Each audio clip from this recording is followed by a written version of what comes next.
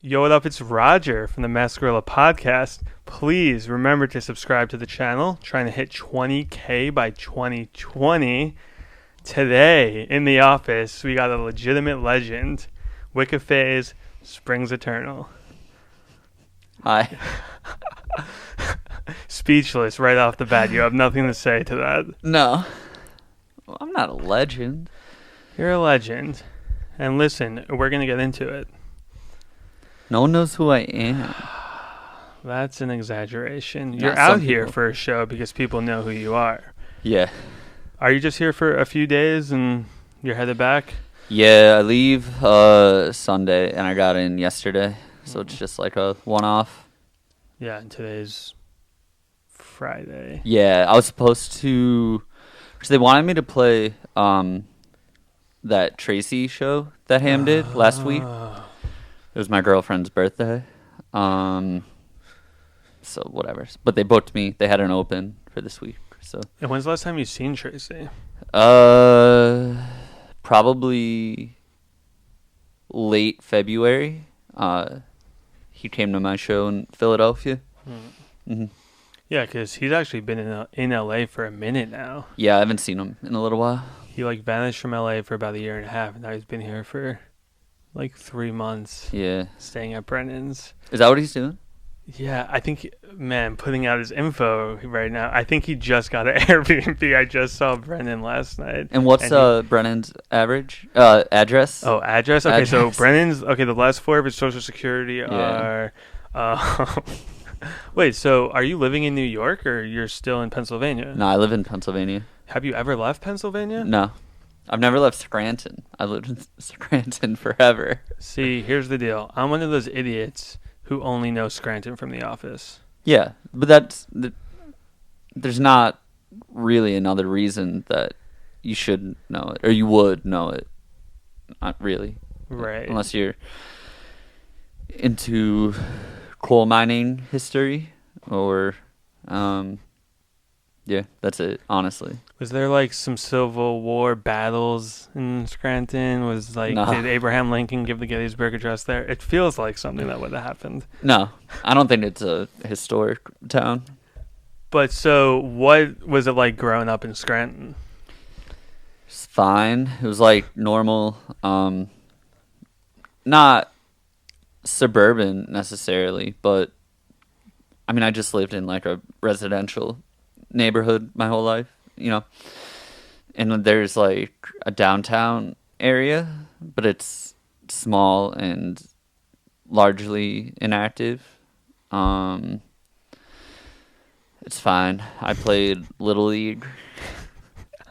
I went to public school, but then I got a scholarship to a college in Scranton. So In my parents Scranton? were Holy like, shit. "You're going there." Are your parents from Scranton? Yeah, Wow. Yeah. So you're second generation Scranton. probably third. Third? Yeah, I think my grandmother, she might be from Poland, when she was a child, came here, when she was real young, but it might have even been my great-grandmother. So I might be third generation. Are you an only child? No, I have a younger sister who's, she lives in Rhode Island now. She's just excommunicated from the family. How dare you No, leave Scranton? The rest of my family moved out, too. Oh, okay. My mom lives in Massachusetts, and my sister went to school in Rhode Island, so she stayed there. So what were your parents doing for a living when you were growing up? My my mom works for an online college. She's high up in that company, and I worked there for a little bit too. And my grandmother on my mom's side, my grandfather on my mom's side ran a funeral home, and my dad was working at a warehouse or something like that. But then he got his he went to mortuary school and got his funeral director's license. It's so whatever on that's called. brand. It's I ridiculous. know. There's I nothing know. It more sounds on like I'm brand that making you it. could have fucking said. I know. So he took over my. He was like running my grandmother's funeral home for a little bit, but now she runs it, like on her own now. Still, Was there any thought when you were like growing up, like, oh, I'm gonna run the family business one day? nah, it's like science heavy, you know. Not the business aspect of it, but the like embalming and stuff, and going to mortuary school is Right. science heavy, and I was never good at that. So, no, I never really wanted to. Now I'm like down because I see how my grandmother runs it and she has other people like from other funeral homes that do the dirty work, and I'd be down to facilitate that. I wouldn't want to be embalming bodies or anything like that. There's like too much room for error. I got to be honest. I didn't even know that funeral homes actually did that. I thought it was like a whole separate operation in the funeral homes. You just blew my mind. Yeah, there's like a embalming room in Yeah, her I house. can't even think of that word alone makes me shiver. Mm-hmm. Let alone actually thinking about what it means, just hearing it. Mm-hmm. What's your sister up to in Rhode Island? She went to culinary school, and then but she got a job at it's a liquor store kind of, but they have like events. I think it's like a fancy one, kind of, like a private liquor store there, and not state run. And I think she does like something with their events. I don't know. It's a good job from what I understand. She bought a house recently. Oh wow! So, yeah. Okay. And she's engaged right now.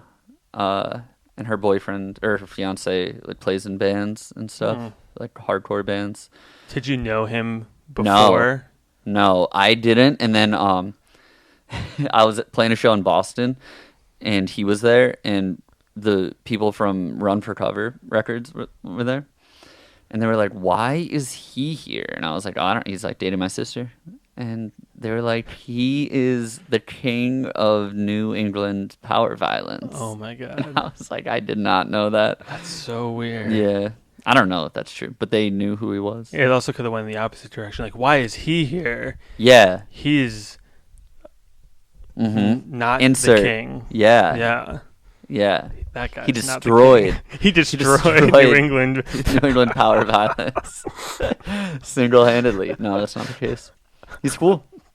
Cool Wait, guy. so how old are you? I'm 30. Oh, okay, and so your sister, I don't know why I'm getting so involved in It's okay. the minutia of this, but how old is your sister now that I already went down that I path? think she's 26 or 27. Her birthday is like... So the last four of her social security are... Her birthday's at the end of the year, so I always get confused Okay. as to like exactly Right. how old she is. Yeah, she's like 4 years younger than me, so she's probably turning 27. So, like, growing up, you were the cool older brother who was No, into the cool music and playing in bands and playing shows. I don't know about that. Maybe, but I wasn't like passing that down to her. I wasn't like, listen to this band. I was, Why? I was mean. I was like an Yeah. asshole. We didn't. Yeah, I feel like we weren't. Me and my sister weren't friends until like maybe like after I went to college or something like that. Like maybe when I went to college, then we were cool. But Yeah, like, I feel like that tends to happen. Like, typically you have to leave your home Mhm. to, one, grow for yourself and become a human, but also to get perspective on everything. yeah, It's like the same thing I think with parents as well. It's like, I feel like I'm just meeting my parents now as an adult. It's yeah. like, oh my God, you had lives before me? What was that all about? hmm So how old were you when you first started getting into playing music? Playing music like 12 or 13 probably. That's when I got a guitar. I was like in 7th grade. It's like 12 or 13. And then and I was like very into music always, like when I was young, just like aware of it, and I would buy a lot of music, like CDs and stuff like that. And but I got a guitar because I wanted to. I didn't want to play guitar, but I wanted to write songs, and I don't know, it's just a natural progression. And then like immediately started playing in a band, I would say, or like a number of like fake bands that you start with your friends. And if I heard correctly, one of these was a ska band. yeah, the first one. The first one was a ska band. Yeah, and but that was like locally we had a ska scene, and I think about it all the time because like shows would sell out all the time. Ska shows would sell out always, and like touring bands would come, like Streetlight Manifesto or Big D and the Kids Table would come, and Scranton had to have been like an awesome market for them because they were always selling out, and I was playing those shows like as a local opener. And our friends' older brothers were in ska bands. So like you were opening up for Streetlight Manifesto, Yeah. Big D and the Kids Table. Yeah. That's like every 13-year-old's dream. Yeah. Holy shit. Mm-hmm. Because I feel like every kid from the suburbs, I don't know about nowadays, but like went through a ska phase. Copes he didn't know what ska was. Yeah, but how old is he? He's like 20. Early 20s, One yeah. or something. Yeah. Because now it's like they go through a Wicca phase. Mm-hmm. Mm. That was bad and I didn't even mean No, for that to happen. that's not why I'm grunting, but Well, like, you know, the music you and your friends make is the new. yeah, that bums me out though, because it's like we kind of laugh about ska. Like I like ska still, but I don't look at that. I don't think people look at what Streetlight Manifesto or the Toasters were doing the same way they would look at like Bob Dylan or someone or like great songwriters. You know what I mean? And you're saying they should. No, I'm saying that I hope that this scene, okay. if we are the equivalent of that, I hope that we have the capacity to be considered like really good songwriters and not just like something that people will look back on in a nostalgic way. I would say maybe a closer example would be like maybe like 80s hardcore. Oh yeah, maybe. Yeah. True. Of like that whole like Minor Threat, Black Flag. Not that the music is anywhere the same, but of what it meant to kids and what it will mean to kids in 20 years Hopefully. or when they're adults. I was just talking to the guy from the Mighty Mighty Boss Stones. Nice. Nate Albert. And it's like that music though does live forever because that one song, Mm-hmm. it's like stuck in everyone's head still. Copes loved that song. Really? We played that for him. We were trying to pick like, I forget what I was playing, but he liked it, and then I was like, "What is the easiest gateway like into this that we can show him?" Show him that whatever that hit is called. Yeah, he loved it. And then show him the scene from Clueless because that really just ties that whole era in together. I bet he never saw Clueless. God damn. So you're playing in bands. Mm-hmm. At what point does Tiger's Jaw come into the picture? How old were you? 16 or 17, because it was solo songs that I was working on, and then I played some acoustic shows with like early Tiger's Jaw songs, and that's how I met Ben, from like him coming to one of those shows. And it's like immediately after that we started playing together. He was drumming, and we had a different bass player and a different keyboard player, and then that kept happening, and it was just like me and Ben for like years, like probably 2 or 3 years, me and Ben and like a rotating backing band. Or Ben would he was like he could play whatever, so he would like fill in whatever role. So it's like you're in college at this point and that's still happening.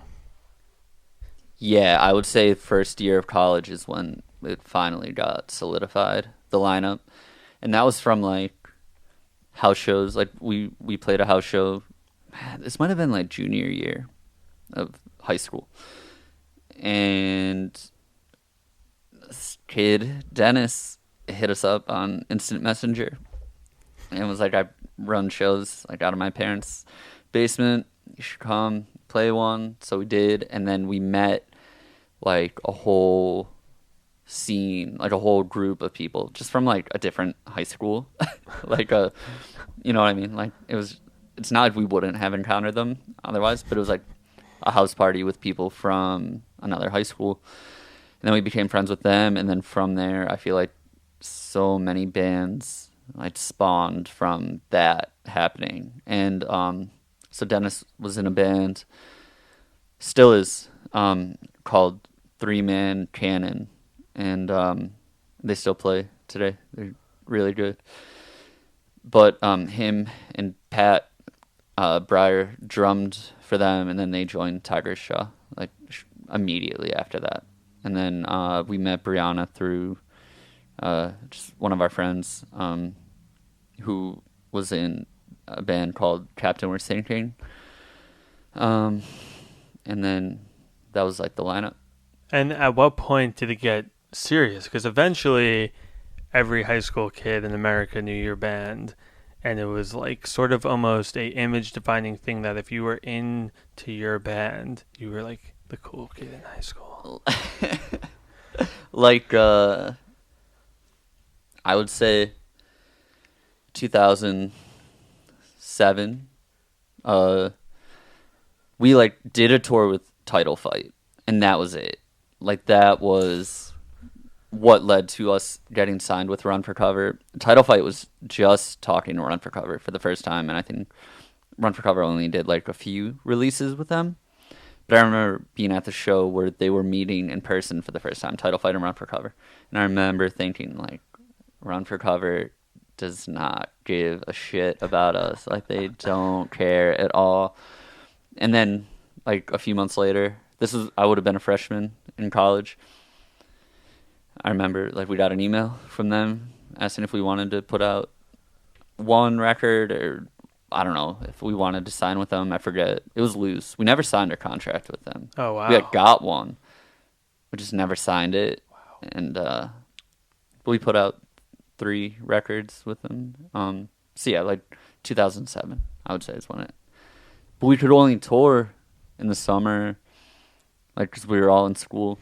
So, okay, you sign this record deal or you actually don't sign it. Right. I think fans watching this who aren't familiar with, you know, like the indie band world, they think you sign a deal, you're about to buy a house, you're going to get a diamond chain, you might buy a new car.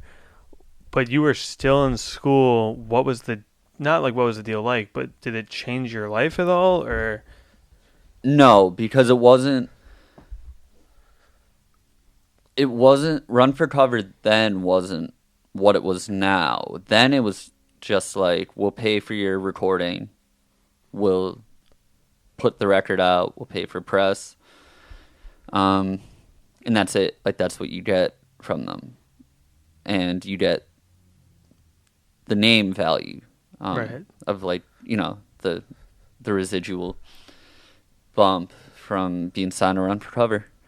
And but that worked for us. Like, that's all we needed. We paid for the first full length. Like, me and Ben paid for that out of pocket before Run for Cover picked it up. Like, because we already recorded it. We put it out locally, like through a local label called Prison Jazz Records. But we paid for the recording. And then we just never had to worry about it after that. Like, we did 2 worlds and never, like, had to worry about how much it cost, and that was enough for us at the time. Wait, you did 2 worlds. The name, second Tiger Shuffle. Right. Sorry, and yeah, I never saw money from Tiger Shaw until after I left. Why is that? We weren't touring a lot. We weren't making a lot of money. Streaming wasn't really a thing. Right. Because what year did you leave? 2013. Was Spotify even around then? Or maybe, but it wasn't as prevalent as it is now. Yeah. And, like, they put money in it. I get it. Like, I bet they put a good amount of money into Charmer, which was, like, the last album that I was on. So it would take time for that to recoup, you know? And also, I think maybe Tiger's Jaw was one of those bands that, as time goes on, you guys get more popular and it turns into this cult sort of thing. Yeah, I think so. I think us leaving, not that it helped the band, but I think it happened at a time when it was like enough to push Tiger's Jaw into like just enough to make them more popular. It brought a story to the band. I remember the Facebook posts and the articles, and it created this intrigue, and like it all of a sudden was in all the headlines. Yeah, not intentional, but that was 2013. And like, there's no good reason why you left, right? You just didn't want to be in the band anymore. Yeah, that's it. I didn't want to tour like full time, honestly. Because are you still in school? You're in 2013. You're not in school anymore, right? No, I'm out in 2011. 2011. But everyone else was still in school until then. Maybe like one other person wasn't. So it just seemed like the time, like, all right, everyone's done now, so now we're either going to do this full time or we're not. Right. And so I was going to quit on like a certain day. I told this story a million times. Right, I know. That's why it's like, I almost don't even want to ask you about this because you've done a handful of interviews. Yeah, I mean, I quit. I had my day, but then Pat and Dennis called me the night before I was going to quit and said they were going to quit the same day. I was like, oh shit, me too. Like, we didn't know. And then, so that's what we did. But then, yeah, like they kept on with their band, 3-Man Cannon, and Pat started a band called Queen Jesus. It's very good. It's still active in Philly. And then I had been doing Wicca Phase, like probably around 2011, 2012, and like playing Tiger's Jaw after shows with that. But I was also working full time. I just didn't want to tour all the time. Where were you working? At that online college that my mom worked at. She worked in Boston, but they had a Scranton office too. And I was doing social media and blogging for them and stuff. Interesting. Yeah. And then like copywriting, like web copy. And I did that up until January of 2018. Oh, wow. Yeah. Wow. It was like a serious job. That was like 8 months ago. Nah. No, it was like 20 months ago. A year and a half ago. I quit. It would have been January. I always get the Januaries mixed up. Yeah, it's tough. I have a dumb brain. I panicked for a second. I was like, oh shit. Yeah. And I sort of panicked too because I was like, that sort of doesn't make sense. That's way too recent. Yeah. It was after I did the last Peep tour that I was like, oh, I can make money, more money, touring occasionally. I don't have to tour full time, but I can still make as much money, if not more, doing Wicca Phase. Because when you originally left Tiger's Jaw, was the thought process like, I'm going to work on my side project, but it's time to kind of go into the real world? Or did you have expectations of my side project is going to turn into a full-time project? Maybe in the back of my head, I don't really ever have plans long term. I just thought I'd have this like easy lifestyle now. I'm doing social media full time, and like I go home and I record, and that's it. Like, it's easy. And I was just sick of playing songs that I wrote when I was 16 and 17, and they were like the most popular ones. That's the weirdest part of being in a band for me. Yeah. Now I don't have to. I like fucking cringe thinking about it sometimes when I'll see a band who's like 60. Yeah. And they're playing songs they made when they were fucking 15. Beach Boys. Yeah, well, but they had hits. No, they have everlasting. Like yeah, that's way different. I know. I'm thinking more old punk bands. Yeah. Of like Heartbreak or like Political Anxiety of like the Ronald Reagan era. Yeah. probably still applies. There has Yeah, to be you some know, sort of- I think we've come full circle now. So actually, maybe I take that back. I don't know much about Reagan era politics, but I have no idea. I know punks hated him. Oh yeah, Yeah. I think a lot of people hated him. hmm Anyway, so you're doing Wicca Phase, Mhm. and as you're doing it, you're early on the internet SoundCloud thing. hmm You were probably uploading your music to Bandcamp. Yeah, and Tumblr. Tumblr was the main thing. I was uploading it to Tumblr and posting those links. That was the error right there. And Bandcamp. Yeah, Bandcamp. That was like, I feel like Rob Banks was around that time period, like 2012, Mhm. uploading to Tumblr. So who are other people in the scene that you kind of saw doing similar things as you? Bones was the big one. Like, Bones is someone that I kept seeing on other people's Tumblrs, like following aesthetic Tumblrs and right. stuff like that. Bones would always pop up, and there was other people too, like Gold Slugs. Do you remember him? I don't think people No. liked him. I think people beefed him, but he was like popular, and he had a popular blog where he was like interviewing people too, but he would also release his own music. And this kid named Amit, Ammit, he was like, I don't know if he was popular. He was just like the closest thing. I was like, oh, like people are making beats, people are rapping over like cool sounding cloud rap beats. And then I kept seeing J instrumentals. That was like obviously life changing for multiple reasons, but that was the big thing that happened was like I kept seeing those, and Witch House was so popular, and I mean in a vacuum it was popular. Right. I feel like when people tell the oral history of internet rap or SoundCloud rap, everyone always forgets about Witch House, which like preceded SoundCloud I mean that's rap. what drove me to it. Right.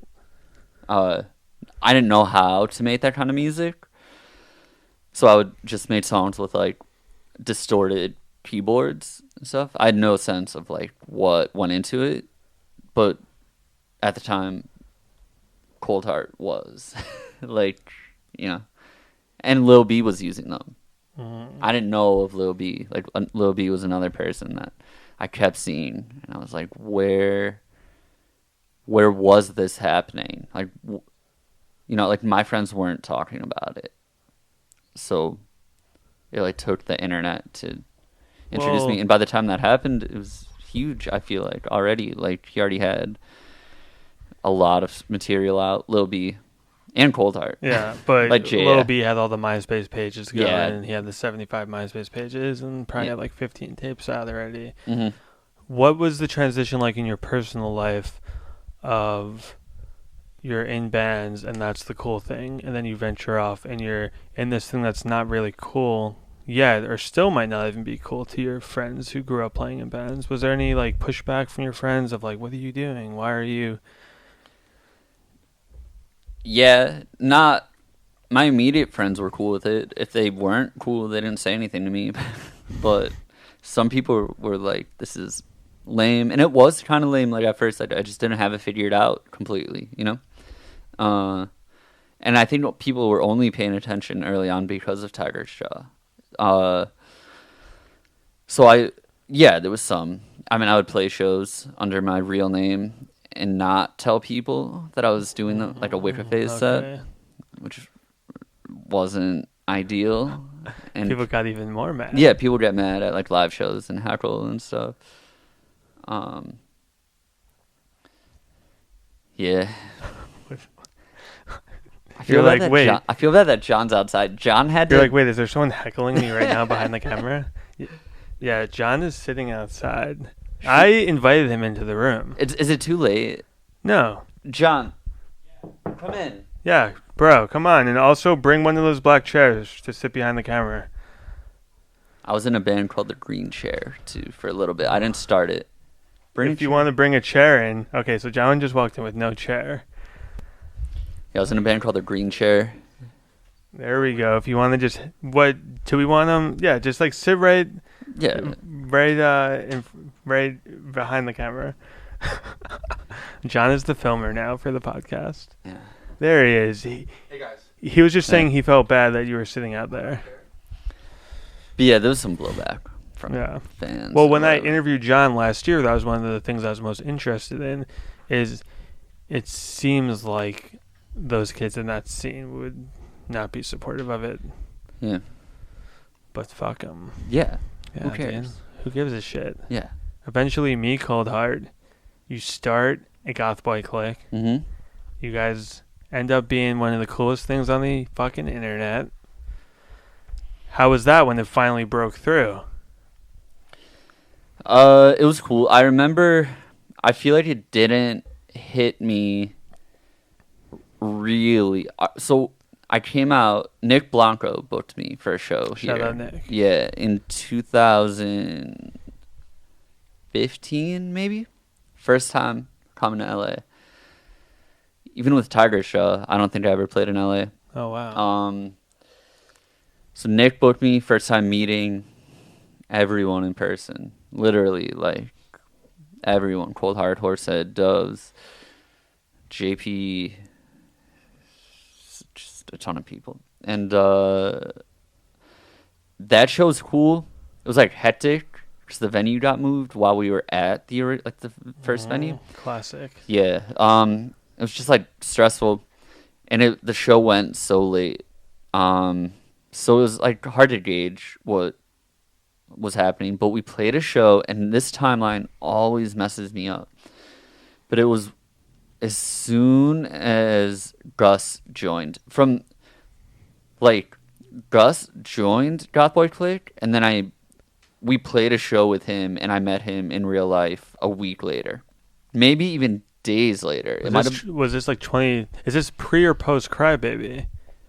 That's the timeline that I get messed up. So I remember being at Peep's house in Pasadena, and it's early 2016, and it's pre-Crybaby, and everyone's in that legendary house, like Brennan Savage and Craig Zen were there, and Ned Arb, obviously, and LaDerrick, and Jay Green, and Peep's playing me songs that were going to end up on Crybaby, and he says, hey man, have you ever heard of this band? Their name is fucking Tiger's Jaw. I'm like, I'm surprised he knew because he is younger than me. I'm like, yeah, dude, of course. Like, what are you talking about? He's like, well, dude, I got him on. I'm like, I didn't know who Wicca Phase was at that point, or didn't register in my brain. And then he played the song. I was like, oh, shit. That had to have been early 2016? Yeah. It had to have been. And then we played a show, some warehouse show, like a week after that, and it was a hot show. And that was like the only time that I was there. Like, they played. There's probably been GothBoiClique shows that have been more complete. Like, there's been like a higher percentage of members there, but it was the highest that I played. It was like me, Pete, Tracy, Cold Heart, Horsehead, Doves. I don't know if Ned was there, like Mac Ned. Yawns was there. It's just like just a lot. And that show was so good, and I feel like that's when I was like, oh, like, people really do like this. And like, oh, something's happening here that's bigger than us. Mm-hmm. Like, we're on the cusp of something. Yeah. And Peep, obviously, I don't need to tell you this, he thought so highly of you, and he was excited even to play that song for me. But then later that summer, I was trying to book him for an Unmasked show in late summer 2016, right around Hellboy. That eventually didn't happen because he was like, we need Wicca there. Like, you gotta fly out Wicca, you gotta put him up in the hotel. And this is like probably before Peep could have done his own headlining show, so that's why it didn't work out. But he was like, no, Wicca has to be there. And I was like, okay, there's like 8 members. You probably, like, Peep probably shouldn't even be doing this show to begin with. And it didn't work out. But it worked out later in 2017. Yeah, was that? The show, The Echoplex, it kind of got fucked up. Yeah. No. That's right. You weren't there. I was there. Oh, you were there. Yeah. You're in the interview. Yeah. God damn it. Talk about a blurred timeline. Holy shit. Memorable. No, I was there. Yeah, that was like part of a tour. Yeah, though, right. It was That's like part of that last tour, and that was a hectic tour for a handful of reasons, but yeah, it wasn't like a classic Unmasked show. It was kind of just like branding. But anyway, enough about me. So, like 2016, you guys are in the SoundCloud scene, but you're still working a full-time job, like, and was there ever any thought of, like, I'm going to quit, I'm going to move to LA, I'm going to be with everyone? No, I came to LA and got depressed by how everyone was living. Like, because at the time it was sketchy. Like, was that like the Skid Row Loft days? Yeah, like that. And even before then, it was like people living in storage units and stuff. And yeah, it was sketchy. And I was like, I never want that. And yeah, I don't know. I liked LA and I liked all that was happening here. I just didn't really see myself. I don't know. There was like a grimy element to it. And I don't think it's, at least among my friends, it's not there anymore. Like, right. I feel like all my friends are doing well now. And also, you never really did drugs, right? Right. So that's the other side of the coin of like everyone was living together in a sketchy environment, and then, you know, most people were having fun, partying. Yeah. And you're older. And you already toured and been through a bunch of bullshit. Was that a weird thing for you to, like, see these young musicians go through some of the things that you already saw in your band? Yeah. It's totally, some elements of it are totally different because, like, everyone is in a band, people have roles, you know, and not everyone's at the forefront all the time, but in this world, everyone is a front man, you know, and everyone thinks that, everyone has a big personality and everyone has things about them that fans like that make it unique. So it was just different. Like, seeing people tour for the first time, yeah, that was like something where, not that I'm like the old man, but I would be able to like tell them, like, bring enough clothes, like, right. You know, like eat, like drink have water, some hot tea after you sing. Yeah, like stupid stuff like that. But yeah, I'm older. Like, me and Chris are around the same age. I think I'm a little bit older than him, right. And like,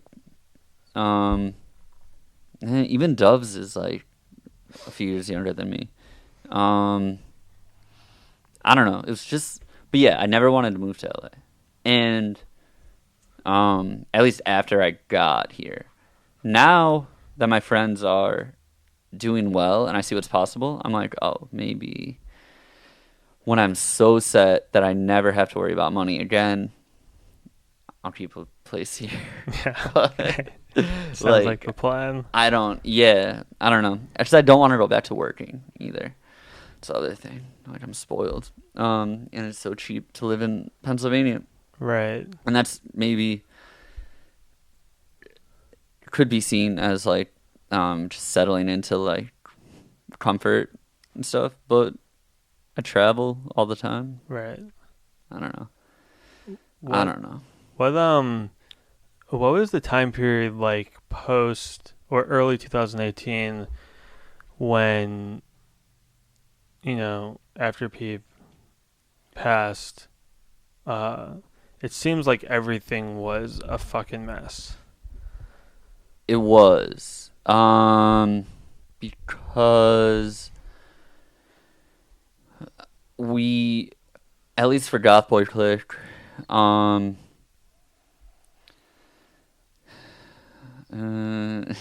I mean, like, we don't need to get into specifics. No, I won't. I'm trying to tell the story without getting in specific.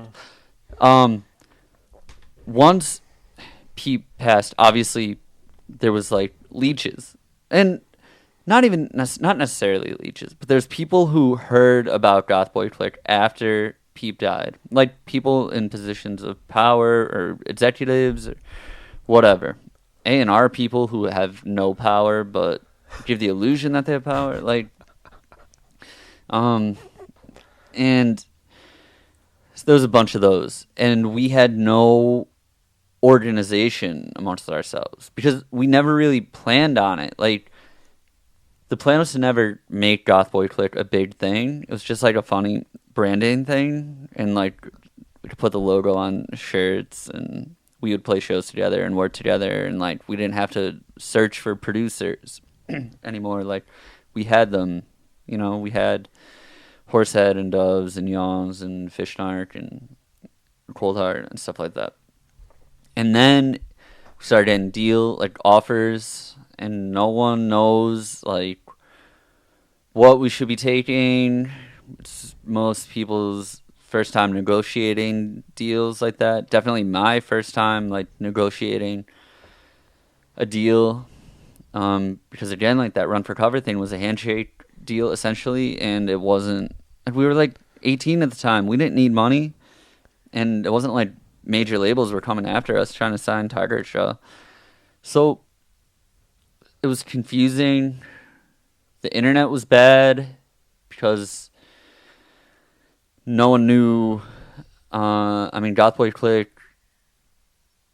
didn't really look great. Not that we didn't look great, but Peep had so many fans that weren't GothBoiClique fans or only knew us because of him. So it seemed like there was a lot of anger and distress from young kids who were our fans, and it was misplaced probably all the time, but at least most of the time, and they didn't know what to do with themselves or who they'd be mad at. And it wasn't only you guys, there were other sides of the coin, you know. It was a mess. Yes. Yes. And at the same time, there's kids telling us that like we're murderers and shit, and then there's people from Def Jam being like, you'll have your own label under us, and you could put out whatever you want. And like, even at the time when we were going to meetings like that, we would have no idea of how to structure a label deal. Someone gave us a label deal. They're giving 9 people their own. And wasn't there some uncertainty on who was even in the crew? Just with Tracy. Right. Like, was like he involved in that aftermath of all those meetings and shit? He was at the ones I was at. He was at more meetings than I was. More GothBoiClique meetings than I was, for sure. Yeah, it was just sketchy. And then we're also dealing with money issues and contract issues as a result of that last tour with Peep's management, and rights issues, and also perception issues. And it was bad. Was there ever a moment where you were ready to throw your hands up and say, hey, this isn't worth the insanity, I'm going to go move on to something else? No, not really. I don't think that, because GothBoiClique was so loose, and still kind of is, that like it could take whatever form. People are always allowed to limit their involvement in the group or be as involved as they want.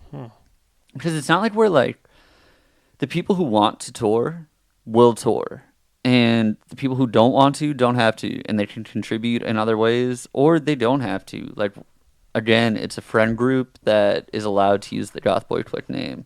That's all it ever was, really, you know? So, like, Doves doesn't want to tour all the time. He doesn't have to, because he contributes in other ways, be it merch designs or production or just, like, general branding ideas. And his music is something that we want to have under our banner. Same with JP Dream Thug. Like, he's not a full-time musician. as far as I know, you know. Like, I'm pretty sure he has another job. And yeah, I don't know. I get it because I don't want to tour all the time either. You know, Right. and that I kind of got off track there. I forgot what we were talking about, but yeah.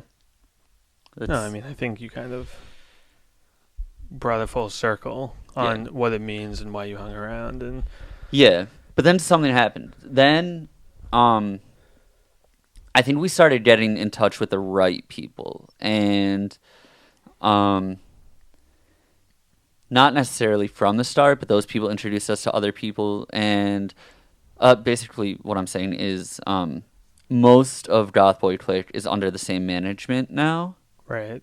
And that was super helpful in getting everyone on the same page, everyone focused. And it's just something we never had before, you know? They're not technically GothBoiClique's managers. But they're all individually a handful of the like members. 5 managers. people are, Right. 5 people are signed in the same management group, doing stuff like GothBoiClique business, Right. playing And shows. you're not in that. I'm subset. not because while that was happening, I got my own manager and signed with Run for Cover. Okay. Yes. So years later, after the handshake deal at Run for Cover, you've almost lived a completely other full life as a musician. Mm-hmm. I mean, you did. You lived another. It's like most people don't get that opportunity. But you, from high school to college, had an incredible band, and then from college to your young adult life, you've had an incredible solo career. So now you go back to Run for Cover. What was that like? That was always talked about, jokingly, I think, because I maintained a good relationship with them. So it seemed like the door was always open. And then once the GothBoiClique stuff started happening, man, see, here's the thing. Other people were coming to me separate from GothBoiClique. And like big labels. And when that started happening, I thought, I mean, I'm like naturally skeptical of them. Just major labels in general, right? Especially the context that they were approaching me. Weeks after Peep dies. Right. Literally, It's like a week It's after. like very clear to read through the tea leaves and understand what's happening. Yeah. And you know, Run for Cover was down to support me before all that happened, you know? So there was like a period from like late, so Gus passed in November of 2017. Yeah, It's crazy. It's already been that long. I know. From like then until spring or summer of 2018, I was like regularly doing weird industry stuff, like going to birthday parties for like the CEO of Columbia Records, and like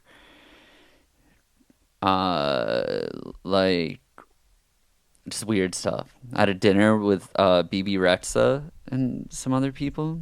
What? Yeah, just like a weird just a weird time period where like people were taking interest, obviously, because and straight up telling me like, you know, we had no idea who you were. We didn't know who Peep was until we saw, you know, how popular he was after he died. And I mean, it's obvious. And with that stuff, like, I tell everyone this, like, just take it as far as you can, get whatever you can out of it, be it experience or opportunity, and take it as far as you can without signing anything. And then when they offer you something, see if it's worth it. And I got offered deals like that were fine, but I'd rather at the same time I could sign for what seems upfront like a little bit less money with Run for Cover, and end up making way more money in the long run, and doing so with dignity and not having someone else run my Instagram account. So that was a weird period. And while I was doing all that, GothBoiClique was talking to major labels as well. Super strange. And as a collective, you guys ended up somewhere. Right now, we have some sort of deal, like subsidiary, Nice. under Sony, I think. We don't have to get into the weeds on it. That's cool. So, what was the first Wicca release on Run for Cover? Suffer On. It was a single, like Stress with Georgia from Camp Coat.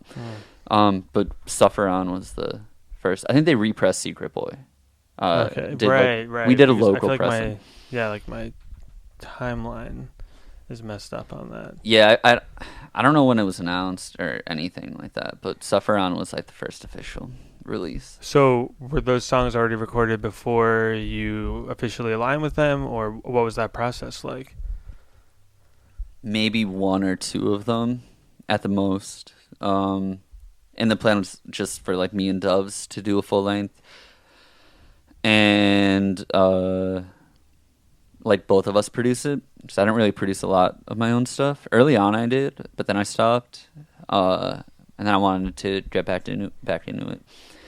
And it was like around then that like it was official with Run for Cover. So I was like, this will be a good time to start working on this album. And that's also like right when I quit my job.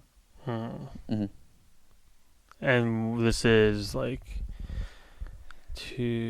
early 2018. 2018. Same time I'm going to dinner with Ron Perry. Yeah. Yeah. Wait, so how did the song with Lil B and all the Clams Casinos? I like that you Clams knew Casino. it was Ron Perry. I know. Listen, well, I'm a real music industry guy now. I went to so many dinners with Ron Perry. Not even with him. Like it wasn't like he was like asking me to go to dinner. It would just be like someone from Billboard being like, hey, there's a fucking top 100 young music industry executives dinner, and we want you to be there. And then all of a sudden you're sitting next to Ron Perry. And yeah, or it would be like, hey, like we'll pick you up. We'll send our car to Scranton, and we'll bring you to New York. And how long's that drive? 2 hours. Holy shit! Yeah. Wow. And That's an then expensive Uber. Yeah, And they were going balls to the wall for you. it was their driver. It was like the Billboard driver. I know. I'm just kidding. But no, it'd be like kind of shady situations where like I'd be having dinner with one or two people from Billboard, and then randomly Ron Perry would walk in and sit down as if it was like, oh, look at what's possible in this world of corporate music. It's like, oh, come to Nobu, and then you get there, and it's like, Right. oh, this is BB Rexa, and she told me my music was creepy. You need to put that on a T-shirt. They played her a Void at oh my god! at a Why? restaurant. At a restaurant? She hated What, like it. in headphones or through No. the restaurant speakers? Just like through the phone. Okay. So annoying. So I signed with Run for Cover, and then I put out Suffer On. Because Run for Cover weren't sending you. They're the truth. Personal drivers to. No, they weren't trying to be fake. Right. You know, they're the truth. And I saw how much they grew, and I saw what they were able to offer me, like compared to what they were able to offer Tiger Shaw like 8 years ago. Right. You know. Right. It's awesome. So Lil B, Clams Casino. Yeah. That's insane. Lil B happened before the Clams Casino thing, I think. And that was That's interesting. me emailing diorpaint@gmail, like just his public email address. That's everywhere, all over his social Right. media. and I explained who I was. I was just like, my name is Wicca Phase. I like your music. Like, I love your music. And, like, blah, blah, blah. Here are 2 songs if you want to get on one of them. And either he knew who I was or listened to them and then looked me up and was down. Or, like, maybe talked to someone. Because the first time I came out to LA, I met Keyboard Kid. And I had been buying beats off him. Like, I started buying beats off him in, like, 2013 for, like, $10. Like, Shout leasing out them. fucking Keyboard Kid. Yeah.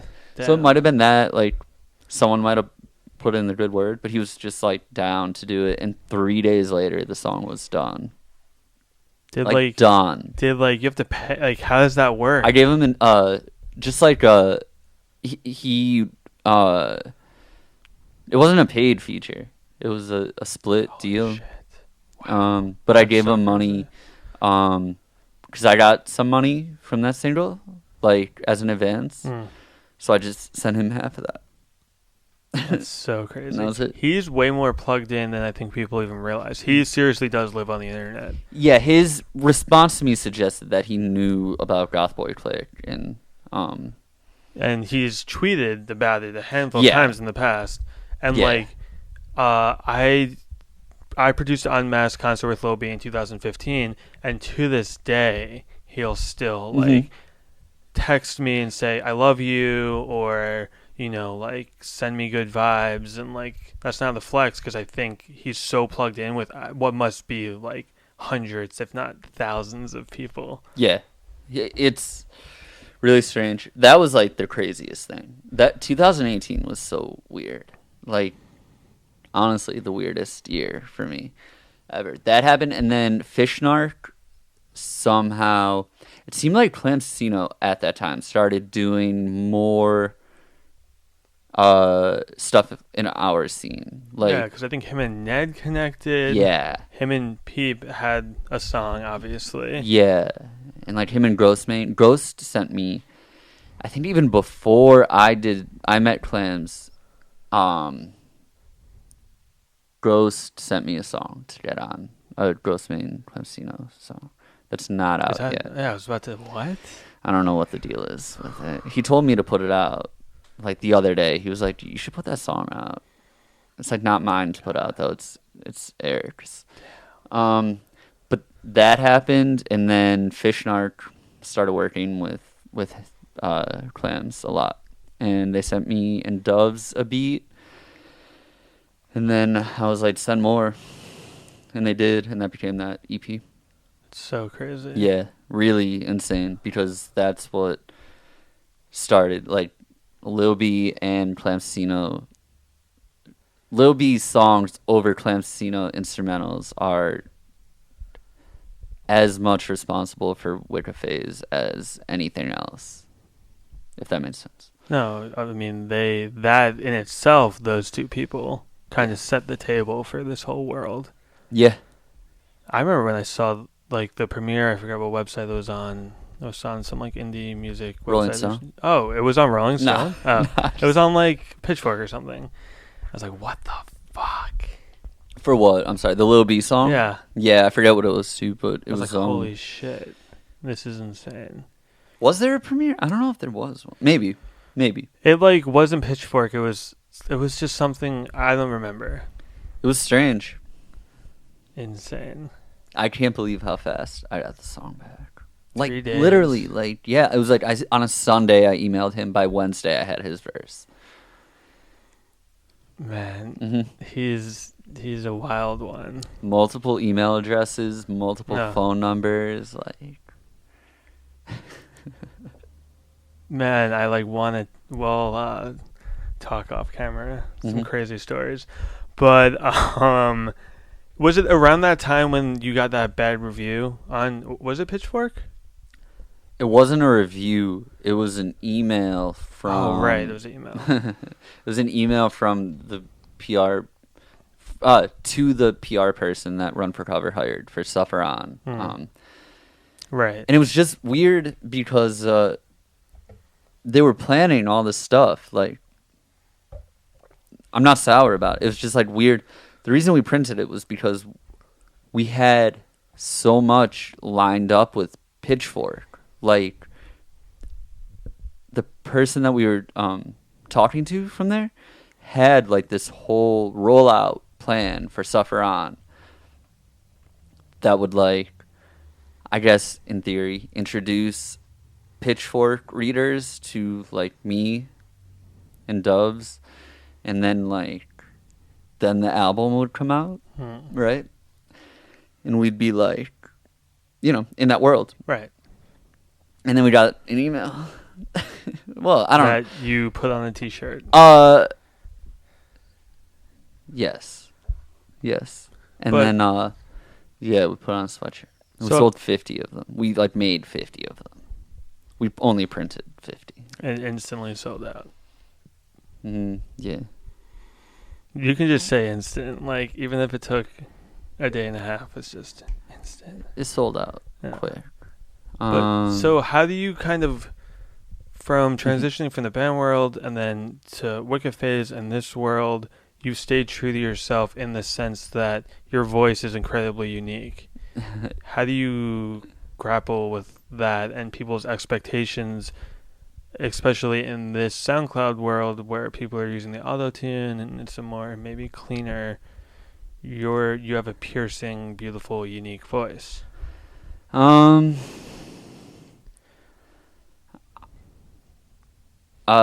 Lyrics have always been first, in terms of like what I enjoy about being a musician.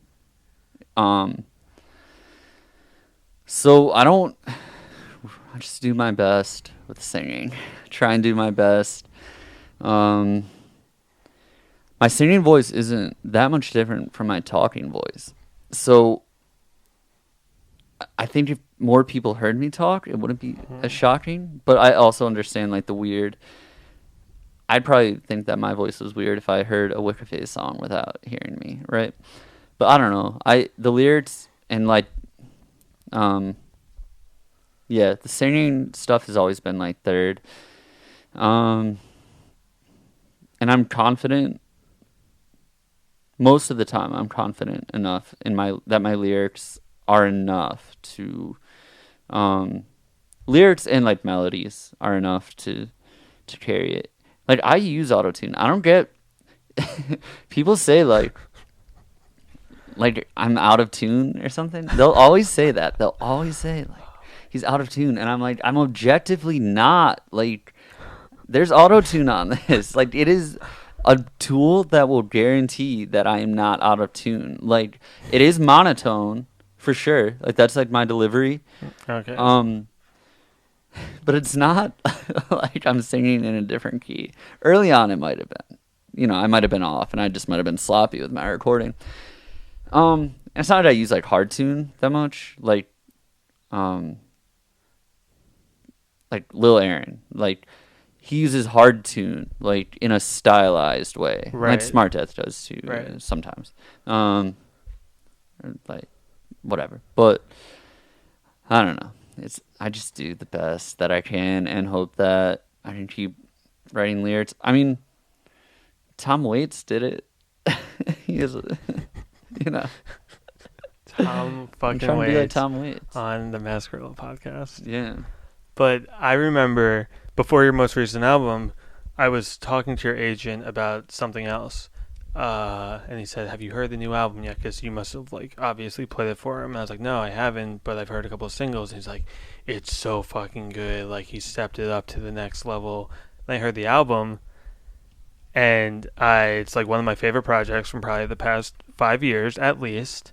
Thank you. Did you go into that recording process like, I'm going to make adjustments, or because it feels more kind of like refined, if that's the right word? Yeah, that's Will Yip, in every sense of that. That's So, all Will Yip, and that's why Will we Yip went. is Will Yip is, I don't know. He's like the producer. He's not Doves, If that's what you're... No, I mean, he's worked with... Oh, yeah. Okay, I'm sorry. So Dove's name is Will, too. I thought you were, like, trying to get me to reveal it. Oh, no. I don't know. I'm just saying I feel like kids watching this podcast don't know who Will Yip is. So Will Yip is... he has a Studio 4 in Conshohocken, Pennsylvania.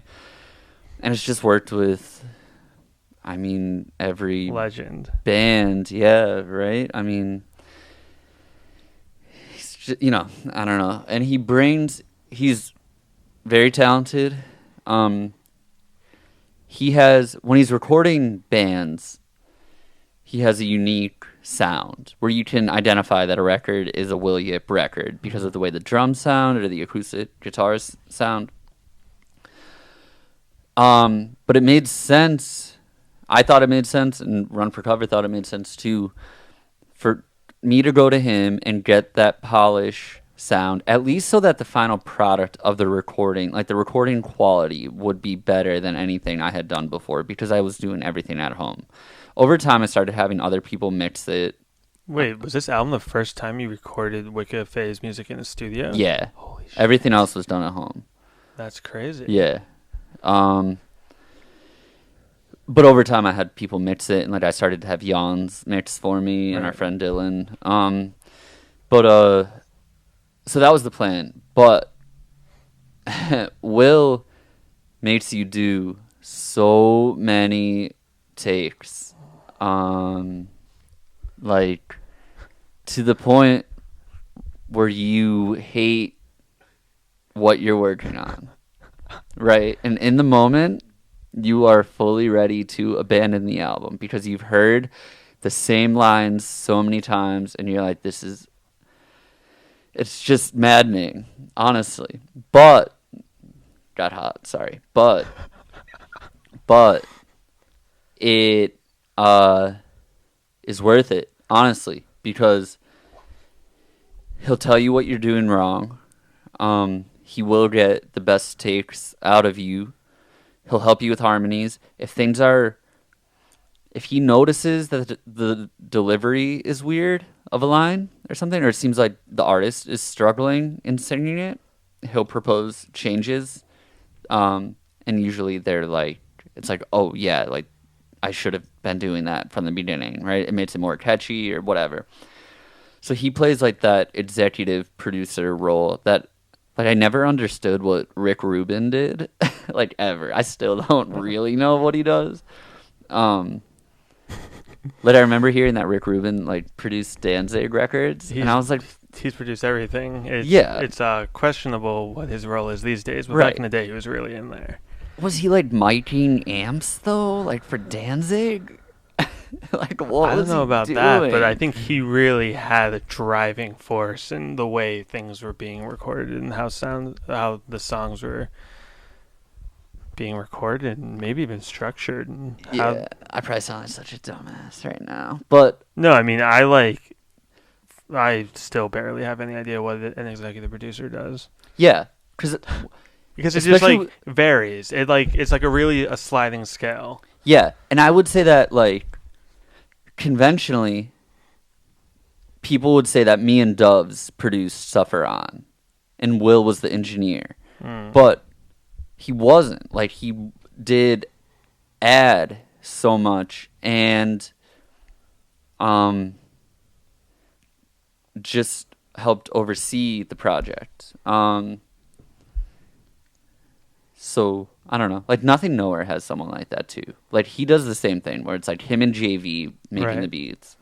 But then someone else sees it through, made sure that it gets from JV's computer to whatever label, Fueled by Ramen. Is that what Nothing Nowhere signed to? I think so. There's a few. Does he sign up a few? No, I'm just kidding. But it's, it's like Fueled by Atlantic. Yeah. So, it was like that. Yeah.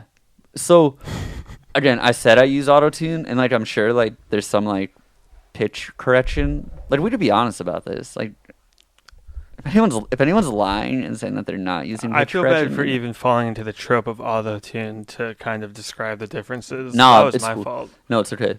But I do think there's probably so little on that record compared to what the record would sound like if I did it, because I mean, Will is making you do 40 takes before you're listening back to them, before he's like, okay, let's listen and see if any of these are good. Yeah. That's insane. It sounds like a long process. And you keep looking at John Simmons of Balance and Composure. Yeah. John, did he record any of your band's albums? 2 of them and a couple EPs. 2 of them and a couple EPs. And he's just like laughing back there. He's like, yeah, man, I fucking... Breakdown status. Yeah, honestly, crying status. But it's worth it. It is worth it. And thank God that I don't have a band that had to do it. Because, like, I was in there for... Sounds miserable. Yeah, I was there for 3 weeks. And it was all vocals. Some guitar. Because I went with the guitar recorded. But Will had me redo it. And it's for the better. So I did some guitar. But that took, like, 3 days. It was mostly vocals. Well, it worked. Thanks. What do you got coming up next? There's a lot. That's such a bad start for the answer. It's such a vague question. Immediately, there's going to be a few singles produced by Darcy Bayless. Do you know him? Yes, from Australia. Yeah. Yes. Fantasy Camp showed me him. And he gets it. He's so good. So immediately there will be a few singles, and then maybe like just collect those onto an EP or something.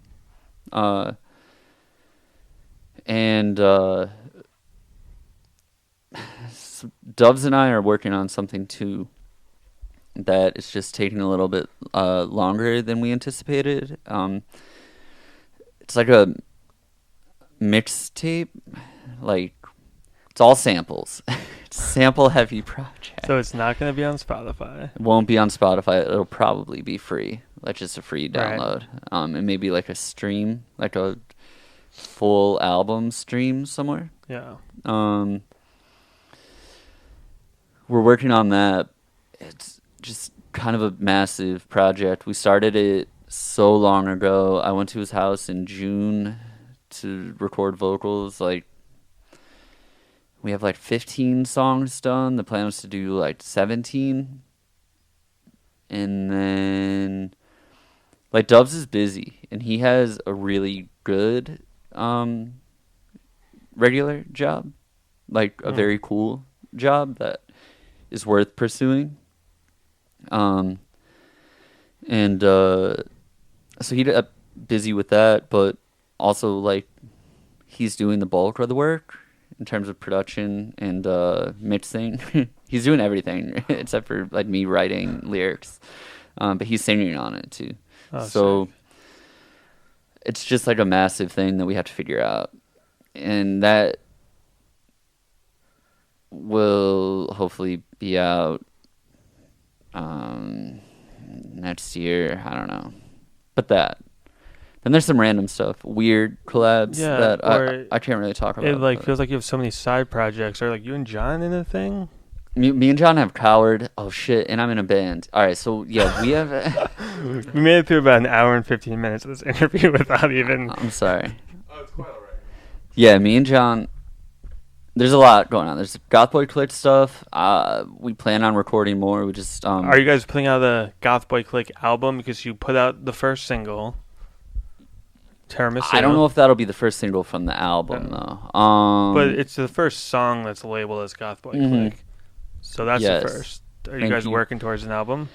Yeah, once they get back from tour, because they're on that like never-ending Love Gang tour. Yeah, I know. I can't believe it's not over yet. Oh my God, it's so Actually, Cold Heart was just in town a week ago, and I thought that was the last stop of the tour. I was like, "Oh, come on the podcast." It's like there's like still 3 more weeks of this. It's insane. So once that happens, we plan to rent a house and that was sick. Work on that. That who knows when that'll come out? Probably next year. I shouldn't even say that. Realistically, the way like timelines go, like it would be 2021. Honestly, like Right, records 'cause take you gotta forever. roll out singles. You gotta shoot Yeah. music videos. You also have to get everyone in the same house for a month. Yes. That's So gonna there's take a while. Yeah. So there's that. There's Misery Club, which is me, John, Zubin, Fantasy Camp, NetArb, Fox Wedding. We just do that's more like a recording project Okay. where we rent an Airbnb once a year and write and record songs on the spot. It's like a bro vacation project. Yeah. You just want to hang out and get away from it all. Yeah. There's the Coward, which is me and John's auto-tune project. And that's been around for a minute, right? Yeah, we only have one album out. Right. It's just we have one album, and then we have half of a single recorded that John sent me so long ago, and I'm slacking on, but it's so good. It's like a club. I just need to. I need to get in the zone. I need to get confident enough to record that song. Honestly, it's intimidating. But we'll work on that. John just released his solo stuff too. It's not like we're not doing anything. And then I'm in a new band. This is insane. I have a new band called Pay for Pain, and we are it's me, Pat, and Dennis from Tiger's Jaw. Oh shit! They left once we left Tiger's Jaw. When I left Tiger's Jaw, it's the three of us. We just played our Do you first guys show. already have music out? No, we just recorded. We just finished recording. It'll be out before the end of the year, though. How do you even keep track of all this stuff? Is it like a whiteboard in your house at home where you can remember the names of these side projects? There's at least 8. There is a whiteboard.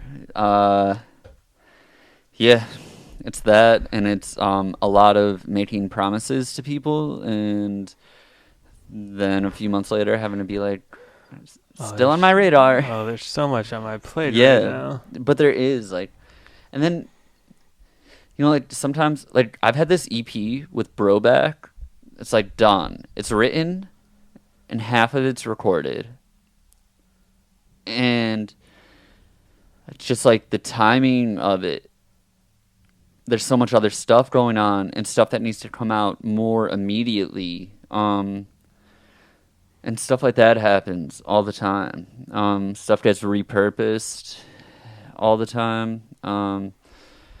Trying to do a song. So I had this other EP with do you know Garden Avenue? Those producers Taylor Morgan and Forever. I know them, but I didn't know that was their name. Yeah, Garden Avenue. There's a few of them. Witchcraft and there's a lot. I was gonna do an album with them, and then I sent some of those beats to someone from a band that I like. I'm hoping that it pans out and people will be like, "Oh, that's what he was talking about," because it'll be very obvious. It's like a Lil B-esque weird collaboration.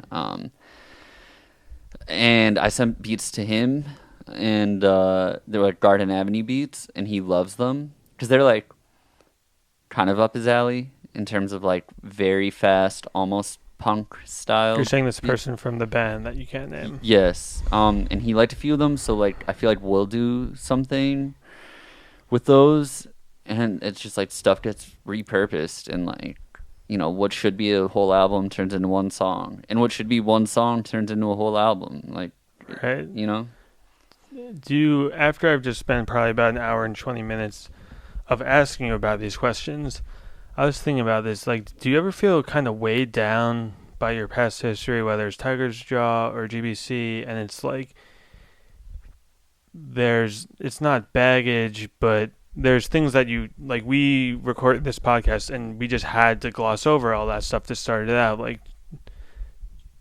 How do you handle having at least 2 different huge parts of your life that everyone wants to know about all the time? The Tiger's Jaw one is tough because for a lot of people it's a different world. Early on it was. Now I feel the Venn diagram of Tiger's Jaw fans and SoundCloud fans, there's way more in that middle area. You know what I mean? And Wicca Phase has played festivals or shows with Tiger's Jaw on the Yeah. same lineup, right? Just one. Just one. Oh, was that weird? No, I sang with them. I don't know, too. Shit! It was like totally went I under blew the it. radar. No one. I didn't. I No. did not know. I haven't Yeah. seen those videos. It was emo night day in like 2017. Oh, I thought it was more recent, so I'm thinking of something else. No. Tiger Shaw is weird because a lot of people still know me from that and either recognize my voice from that or like see that as the bigger thing. So that's hard because it's like, yeah, not that I want people to forget about it, but I wish people would kind of stop like in a joking way being like, oh yeah, it's the guy from Tiger's Jaw, like it being the first thing, like identifier. But at the same time, I also realize it has helped me get popular as Wicca Phase. Wicca Phase obviously got a lot better over time, and that's why people seem to care about it now. And I don't get weighed down by Wicca Phase or like any ties to GothBoiClique or Misery Club or anything like that, because Wicca Phase is solely me, so it can be whatever I want it to be. And I've gotten better at it. Like over the past year, you'll see way more pictures of my girlfriend on my Instagram or like her family or like my normal like non-music friends and stuff as a way to not make it such a separate thing. It's me, so it can be whatever I want at that time, and that is liberating, I think. Could you envision a future where, granted, you have 15 side projects, but where you're primarily releasing music as Adam? Nah, I love the Wicca Phase name, and I don't think it's genre specific. It's not like a Lil name, right? Like, you know what I mean? Like, no one else has a name like mine. I like just had this talk with someone who has a Lil name, and they're thinking about you, and it's like, yeah, I get it, man. Yeah, Wicca Phase, I can do whatever with this. So, no, I'll stick with this unless like I become super Christian or something like that, like later on in life and find it offensive, but I don't really see that happening. You get like baptized in an open body of water. Yeah, I am baptized as a my family is Polish National Catholic, which is like different from like Roman Catholic or like traditional, politically different. They don't follow the Pope. I'm not sure why. It was like Eastern Europeans and Polish people in Scranton, Pennsylvania, felt like they were being discriminated against in like the early 1900s. So they started their own branch, maybe late 1800s, started their own branch of the Catholic Church called the Polish National Catholic Church. And that spread like all over. And I have family that are like priests in it and stuff. And so growing up, my family was like very active in the church, and like I was doing like church camp stuff and youth group stuff. Oh wow. Yeah. But not anymore. No, I'm a member of the church, like to make my parents happy, in that I pay dues and send them money and stuff. I don't hate it. If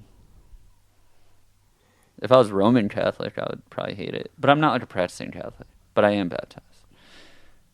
I don't know. I'm friends with this one YouTube guy. I'm not gonna say his name.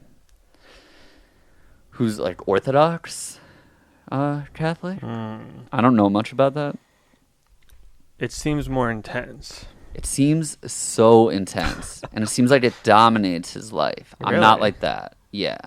Huh. He's like posting Instagram pictures from Mass and stuff. I feel like there's not a huge crossover between YouTube personalities and Orthodox. Nah, I'll tell you what, there is. Through him, I've noticed that there's all these like weird debate channels where like atheists will debate, there's one called Bloodsport, and it's a debate channel. It's just like religious people, or it'll be like it's I don't know, what are we talking about? It sounds like either the best thing in the world or the worst thing in the world. Yeah, it's kind of awesome. But like I've done his show. He has like a YouTube show, and I've done it. So you just said his name. Yeah, I guess you defined it. His name is Jay Dyer. There we go. And we Breaking news exclusive. his name is Jay Dyer. I don't know why I was shying away from it, because some of his views I don't agree with, but at the same time, like, I feel like I don't know, it just makes it interesting to engage with stuff like that. Yeah. And it doesn't, the only interviews I gave were like ones like this, or like ones like who's like someone that like people like love being interviewed by, like well,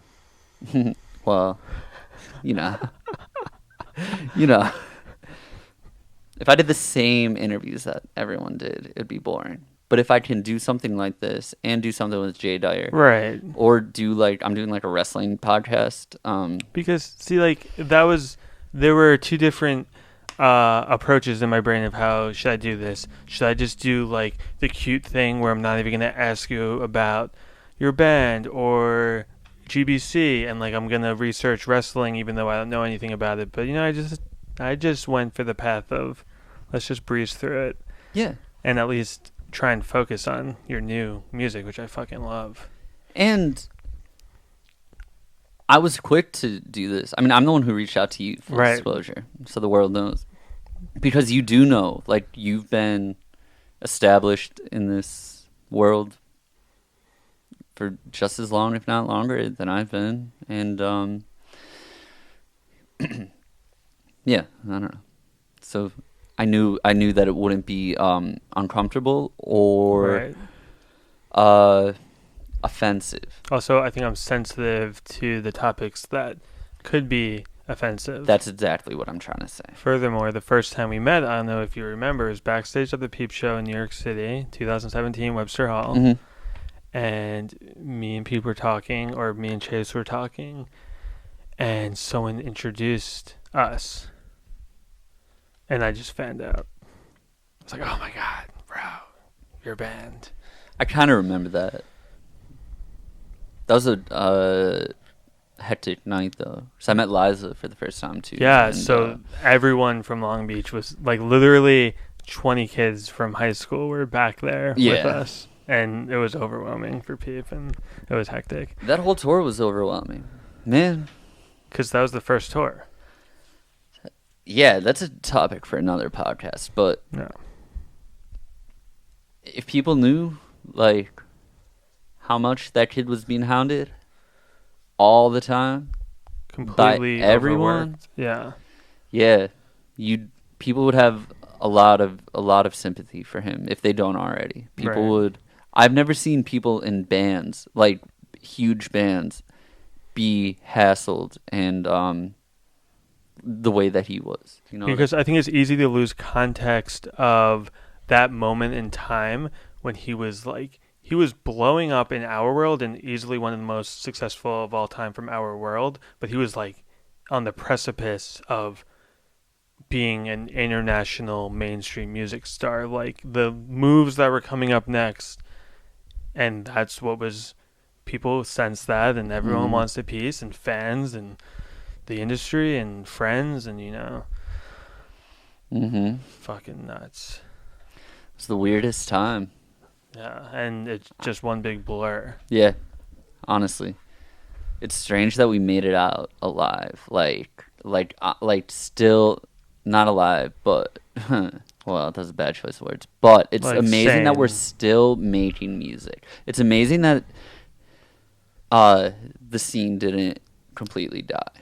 And just, after that, and just implode on itself. Yeah, implode on itself and be like, well, that was the biggest that was ever gonna be. This interview's going a little long. I'm sorry, man. No, I'm sorry. I gotta ask, what are your thoughts on the current underground scene? Because you were there from the beginning before it even was a scene. I'm so out of touch. Like, if it's not GothBoiClique, there's so few people like GothBoiClique or Misery Club or like obvious associates like Smart Death or Lotus. I'm like out of the loop. I'm with Copes a lot, like Nathan Copes. Mm-hmm. Thank God for him, like showing me new people, because he always knows like what the state of it is. It seems fine. I don't know. Seems like it's taking more of a punk turn, punk aesthetic turn, right? That side of thing. But I mean, do you think the sense of community isn't what it used to be? I think the sense of community when I first started coming here, like coming to LA regularly, has gotten healthier. Right. It was, man, people don't, it was grim. Like, honestly. It was fucking depressing. Yeah. Like, it was literally, I remember hearing from people being like, I haven't eaten all day. Yeah, that was a big thing. People not eating, people not sleeping, people just living. Man, like the amount of people that would be staying at Peep's house in Echo Park once he got that house. It's so funny because people love seeing the photos now, of course, and there's like 20 people in the house, but that's not just a photo. Like all those people were sleeping there for weeks at a time. And yeah, and that was terrifying for me as an outsider.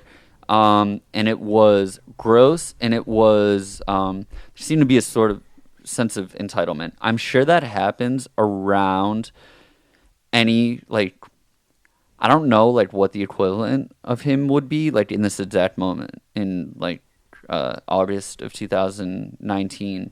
Like, who's on his level now, about to break through. Yeah. Like on the mainstream level. Yeah. It's hard. I also don't think that trajectory is the same anymore because now everyone starts out on Spotify and there's TikTok and things happen overnight. So that whole slow grind and build up and that organic rise isn't necessarily the same.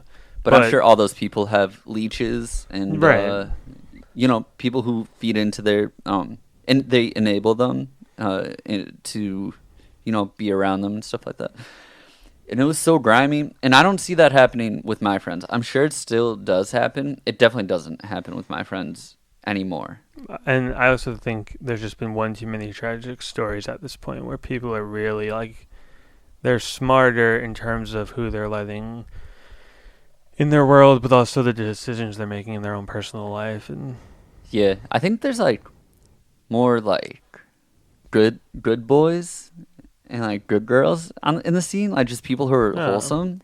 Like, and I think also people are making money from their music, even if they're not signed, because they're making money from Spotify, and they can have their own place or they can live with a friend. They don't need to be living with 20 people, and that in itself enables a healthier lifestyle.